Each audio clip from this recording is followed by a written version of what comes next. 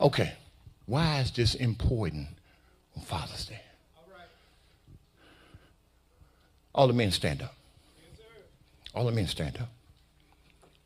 All the men stand up. This right here is an anomaly.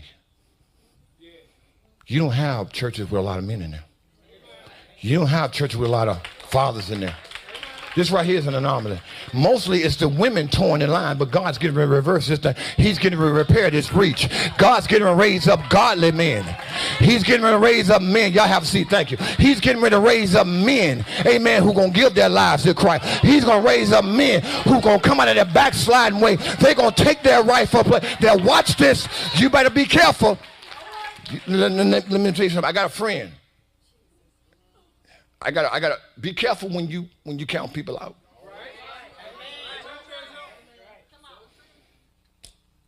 And years ago, when my son Marcus was a kid, and we went over there and went to that barber shop, so he became my barber. And God began to show me things about him. 14 years, crack cocaine. 14 years. And so God allowed him to come back. Now this is a preacher who was a preacher before he went out there. 14 years, crack cocaine. So God began to bring him back in. And of course the people that no, that ain't the good part of the story. So he came back and they were giving him hell. I told him, I said, you got to let God fight this thing.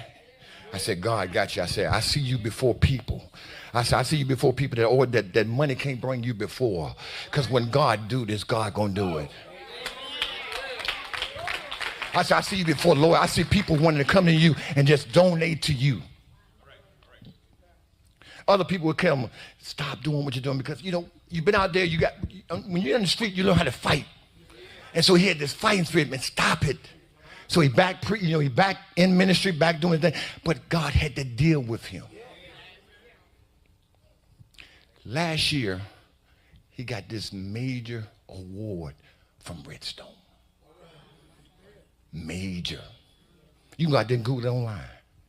How about 3 weeks ago, he was being interviewed on 19,